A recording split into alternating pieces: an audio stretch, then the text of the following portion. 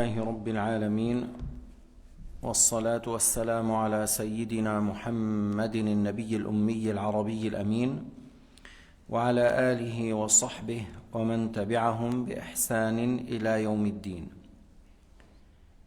وبعد، يقول الله تعالى في القرآن الكريم: بسم الله الرحمن الرحيم. يرفع الله الذين آمنوا منكم والذين أوتوا العلم درجات. L'aya signifie Allah élève en degré ceux qui ont cru parmi vous et ceux qui ont la science de la religion.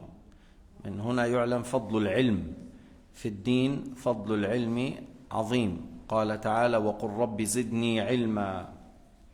الله تعالى أمر نبيه أن يطلب الاستزادة من العلم، وقل رب زدني علما. لم يأمره أن يطلب الزيادة في المال أو نحو ذلك من أمور الدنيا. Il n'a pas demandé ou il n'a pas ordonné à son messager qu'il demande un surplus dans la dunya, mais plutôt dans la science de la religion. الدليل العقلي على فساد قول المعتزلة بأن العبد يخلق أفعاله. نحن تقريبا صرنا في أواخر باب القضاء والقدر. On est vers la fin du chapitre القضاء والقدر. ذكرنا في عدة دروس أن الإنسان مختار تحت مشيئة الله، أن الإنسان له كسب والله هو خالق، الإنسان لا يخلق شيئا، والإنسان ليس مجبرا، ليس كالريشة المعلقة بالهواء، ليس مجبرا جبرا تاما، وليس مستقلا استقلالا تاما كما قالت المعتزلة.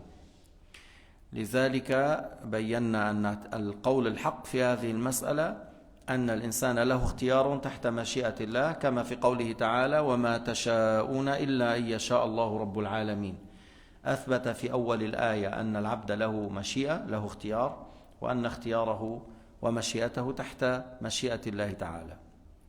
Alors dans des leçons précédentes au sujet de l'Qadar, on a dit que l'être humain, il a un choix sous la volonté de Dieu, il n'est pas sous contrainte comme une plume dans l'air, il n'est pas indépendant complètement comme ils disent Al-Mu'tazila, mais plutôt comme Allah subhanahu wa ta'ala a dit dans le Coran al-Karim: وَمَا تَشَاءُونَ إِلَّا أَن يَشَاءَ اللَّهُ رَبُّ الْعَالَمِينَ.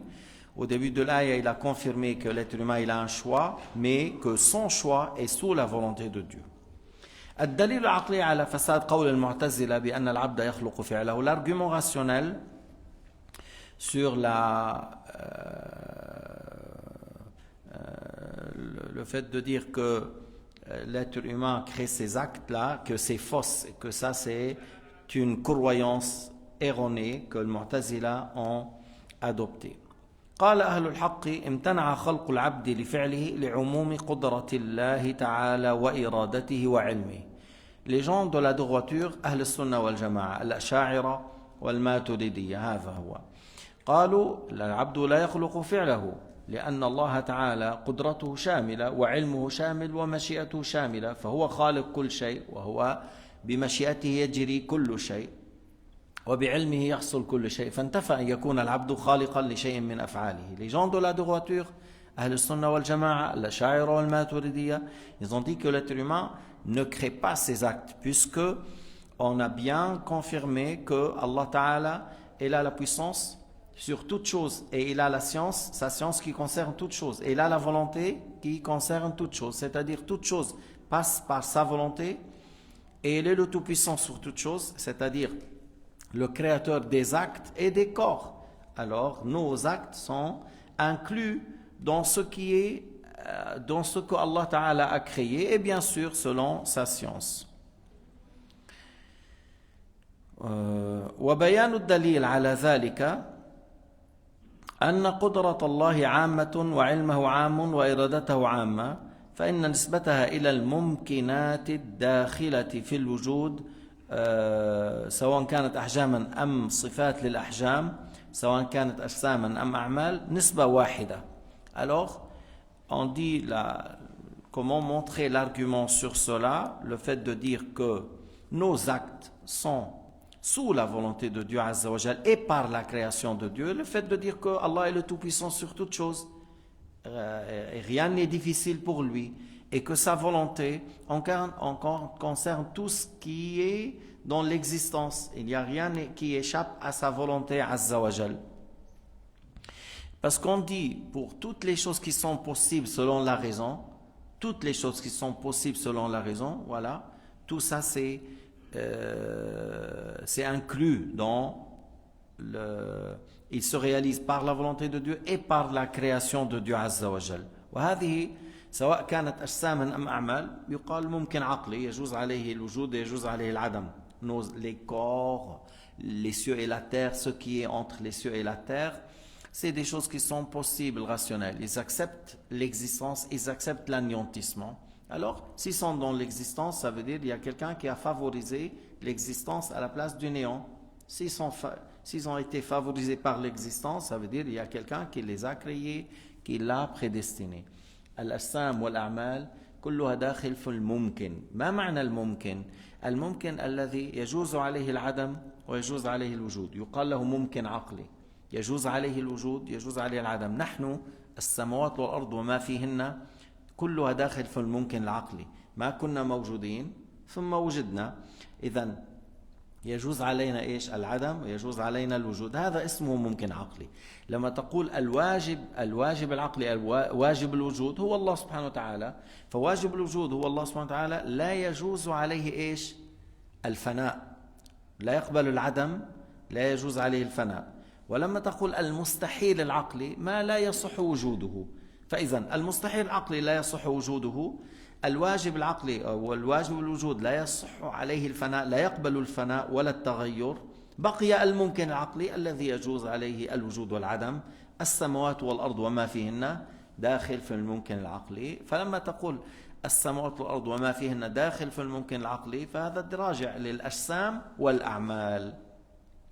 Alors en disant nos actes, l'acte de l'être humain, l'acte des djinns, des anges ou des animaux, ça rentre dans le possible rationnel. Pour bien comprendre, lorsqu'on dit les possibles rationnels, ceux qui acceptent l'existence et l'inexistence. Nous, on n'était pas dans l'existence, les cieux et la terre et ceux qui entrent les cieux et la terre, on n'était pas dans l'existence. Allah nous a créés, alors on a accepté l'inexistence et par la suite on a accepté l'existence. Alors c'est ce qu'on dit le possible rationnel. Maintenant, lorsqu'on dit celui dont l'existence est obligatoire selon la raison, c'est Allah subhanahu wa ta'ala. C'est Allah subhanahu wa ta'ala dont l'existence est obligatoire selon la raison, ça veut dire n'accepte pas l'anéantissement ni le changement. Et il n'a pas de début et il n'a pas de fin, parce que celui qui n'accepte pas l'anéantissement, il existe son début. Celui qui a un début, il est dans le possible rationnel. Celui qui a un début, il est dans le possible. Il accepte l'existence et l'inexistence. Mais Allah subhanahu wa ta'ala, son existence est obligatoire selon la raison. C'est ce qu'on dit en arabe, wajib al-wujud. Maintenant encore, on dit, de l'autre côté, on dit l'impossible rationnel. Ceux qui n'acceptent pas l'existence, ils n'acceptent pas l'existence, l'impossible rationnel. C'est pour cela il faut faire attention.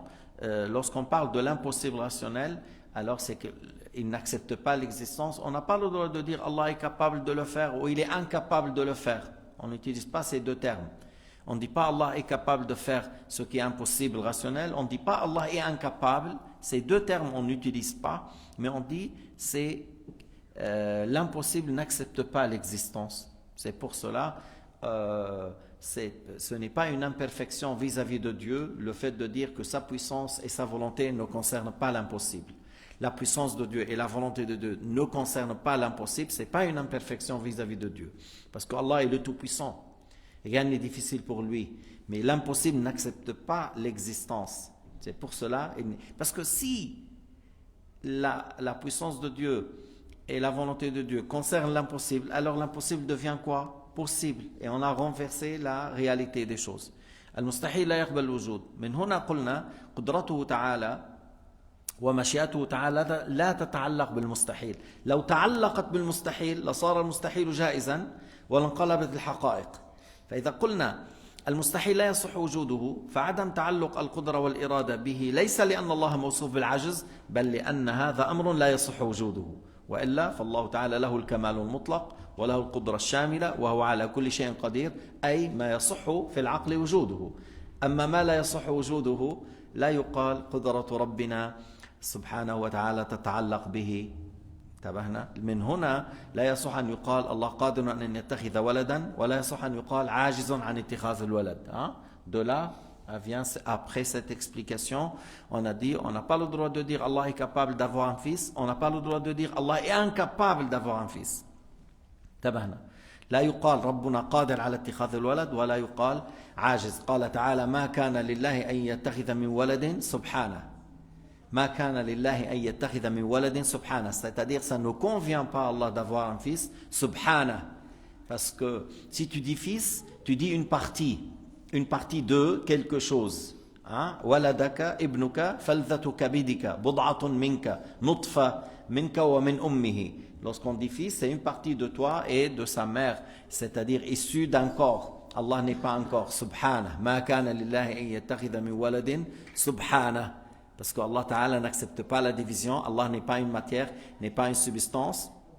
Lam yalid wa lam yulad, n'engendre pas, n'a pas été engendré. فإذا خلينا لموضوعنا الآن. فإذا قدرته عامة وإرادته عامة تشمل كل موجود. C'est-à-dire sa puissance de Dieu, la puissance de Dieu concerne tout ce qui est possible rationnel et sa volonté concerne tout ce qui existe encore, toutes les choses qui existent dans les cieux et la terre depuis le trône jusqu'au bas du monde, min al-arsh ila al-farsh, kullu dakhilun fil wujud bi'ilmihi biqudratihi wa mashi'atihi. فلو تخصصت صفات هذه ببعض الممكنات الداخلة في الوجود لو تعلق علمه تعالى وإرادته ببعضها دون بعض أو تعلقت قدرته تعالى ببعضها دون بعض أو تعلقت مشيئته بعضها دون بعض للزم اتصافه بنقيض تلك الصفات من الجهل والعجز والمغلوبية وحاشا لله يكون موصوفا بصفات النقائص. Si, on a dit nous, la science de Dieu concerne toutes choses. Sa puissance concerne tout ce qui est possible et sa volonté aussi. Alors, si c'est comme ils disent al-Mu'tazila, que nos actes ne sont pas créés par Dieu, ils disent al-Mu'tazila, nos actes ne sont pas prédestinés par Dieu. Alors, c'est comme ils disent que la volonté de Dieu et la puissance de Dieu sont spécifiées par des choses et pas pour d'autres. Ils disent qu'ils concernent certaines choses et pas les autres. Alors, c'est comme ils disent que Allah Ta'ala, il y a quelqu'un qui lui a spécifié la volonté pour telle chose et pas pour telle chose, et que sa puissance encore a été spécifiée pour créer certaines choses et pas pour d'autres. Tout d'abord, celui qui est spécifié est une créature, et Allah Ta'ala est le créateur, n'est pas une créature. Celui qui est spécifié par quelqu'un d'autre est une créature. Deux, si la puissance, la volonté de Dieu concerne certaines choses et pas d'autres, c'est comme on dit que Allah Ta'ala maintenant, il est impuissant pour certaines choses et que il est vaincu par d'autres créatures parce qu'il y a quelque chose qui a eu lieu dans ce monde sans sa volonté. Et tout ça est impossible parce que notre Seigneur a tous les attributs de perfection qui lui conviennent. فإذا قولنا لو تخصصت قدرته ببعض الأشياء دون بعض ومشيئته ببعض دون لكان متصفا بضد ذلك. يعني إيش؟ أنه بعض الأمور حصلت بغير مشيئته فإذا يكون مغلوبا في ملكه، أو حصلت أشياء وجدت من غير تخليقه فبيكون إيش؟ أنه عاجز عن خلقها. الذي يقول الله تعالى قدرته مخصوصة بأمور دون أمور ومشيئته مخصوصة بأمور دون أمور، يلزم من هذا أن ربنا موصوف بالعجز، موصوف بالمغلوبية. وإن قيل إن علمه مخصوص بشيء دون شيء أيضا لا لازم من ذلك أن وصفه بالجهل، وكل هذا مستحيل. الله تعالى له صفات الكمال التي تليق به. وهذا اللي قلت أنه كذلك لو كان مخصوصا، لو أن هناك أحدا خص قدرته وإرادته بشيء دون شيء فالمخصوص إيش؟ يحتاج إلى من خصه، والمحتاج إلى الغير لا يكون إلها. Allah Ta'ala la yahtaju ila shay'in min makhluqatihi. Ça, j'ai déjà dit en français qu'Allah, ses attributs n'ont pas été spécifiés par quelqu'un d'autre, parce que celui qui est spécifié par quelqu'un d'autre, il est dans le besoin, et celui qui est dans le besoin n'est pas un Dieu. فإذا ثبت عموم صفاته فلو أراد الله تعالى إيجاد حادث وأراد العبد خلافه ونفذ مراد العبد دون مراد الله لا لزم المحال المفروض من في إثبات إلهين وتعدد الإله ممنوع بالبرهان العقلي. Alors, si Allah Ta'ala a voulu que telle chose aura lieu avec cette personne et que l'être humain a voulu autre chose, et si, d'après le Mu'tazila, la volonté de l'être humain a eu lieu et pas ce qu'Allah a voulu, ça, c'est comme on vient de dire qu'Allah Ta'ala est vaincu, c'est comme on vient de dire qu'il y a quelque chose qui se réalise dans ce bas monde sans la volonté de Dieu, et ça implique qu'il y a plusieurs divinités. Or, c'est impossible selon la raison qu'il y aura pour ce bas monde deux dieux ou plus. يستحيل عقلا أن يكون لهذا العالم إلهين وأكثر. قال تعالى: ولو كان فيهما آلهة إلا الله لفسدتا أي لما وجدتا ولما انتظمتا. Si il y avait pour la terre et les cieux d'autres divinités à part Allah, et ils ne seront pas dans l'existence et ils ne seront pas dans l'ordre non plus. لأنه لو أمكن عقلا لو صح أن يكون إلهين فأراد أحدهما أن يكون العالم وأراد الآخر ألا يكون إيش يحصل المرادان معا لا يصح لا يصح الاثنان يعجزان عن ذلك إذن إيش يعني أنكرت وجود الإله إن تقول حصل مراد الآخر لا يحصل فإذا الذي لا يحصل مراده لا تصح له الألوهية فإذا لا يصح عقلا أن يكون لهذا العالم أكثر من إله. C'est pas valable selon la raison qu'il y a plus qu'un créateur pour ce bas monde. Parce que si c'était possible et que l'un a voulu que le monde existe, l'autre a voulu que le monde n'existe pas, qu'est-ce qu'il y aura selon cette supposition? Est-ce que c'est possible que les deux volontés se réalisent en même temps, le monde existe et en même temps n'existe pas? C'est impossible selon la raison. Une autre supposition, que les deux volontés ne se réalisent pas, et par la suite que les deux ils seront incapables de réaliser leur volonté, et celui qui est incapable n'est pas Dieu. Et il reste une supposition que si l'un a réalisé sa volonté, l'autre n'arrive pas à réaliser, c'est-à-dire celui qui n'arrive pas n'est pas Dieu, alors on revient à dire que ce n'est pas valable selon la raison qu'il y a plus qu'un créateur pour ce bas monde. لا يصح أن يكون لهذا العالم أكثر من إله والله سبحانه وتعالى أعلم وأحكم.